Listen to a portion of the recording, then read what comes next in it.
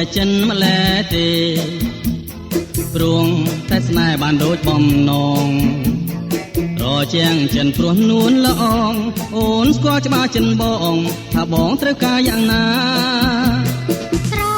ជាចិនកូនឡព្រោះតែបងចេះថ្នមស្នេហាមិនឲ្យអូនព្រួយចិនដា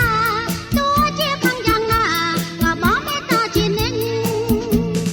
រឿងស្នេហ៍យើងពីរនាក់ចងចាំចាំមិនភ្លេចយើងធ្លាប់មើលសូរិយារៀបលិចអូនចាំជានិញមិនភ្លេចទេណោះបងណាសែនត្រជាងចិនក្រៃនឹកស្រមៃដល់ថ្ងៃស្នេហាស្នេហ៍ស្មោះលូអងសងខាមិនកែប្រែចិនដាសាវ៉ាចោលស្នេហាឡើយ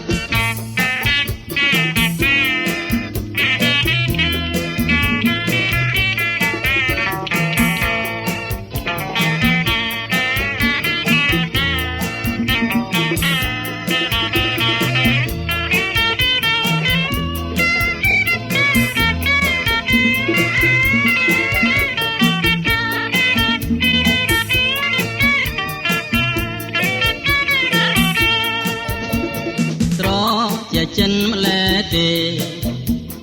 ព្រោះតែស្នេហ៍បានដូចបំណងរជាងចិនព្រោះនួនល្អងអូនស្គាល់ច្បាស់ចិនបងថាបងត្រូវការយ៉ាងណាស្រជាចិនកូនឡព្រោះតែបងចេះថ្នមស្នេហាមិនឲ្យអូនព្រួយចិនដាទោះជាខាងយ៉ាងណាក៏បងមេត្តាជានិញរឿងស្នេហ៍យើងពីរនាក់ចងចាំចាំមិនភ្លេចយើងធ្លាប់មើលសូរិយារៀបលិចអូនចាំជានិញមិនភ្លេចទេណោះបងណាសែនត្រជាងចិនក្រៃនឹកស្រមៃដល់ថ្ងៃស្នេហាស្នេហ៍ស្មោះលូអងសងខាមិនកែប្រែចិនដាសាវ៉ាចោលស្នេហាឡើយ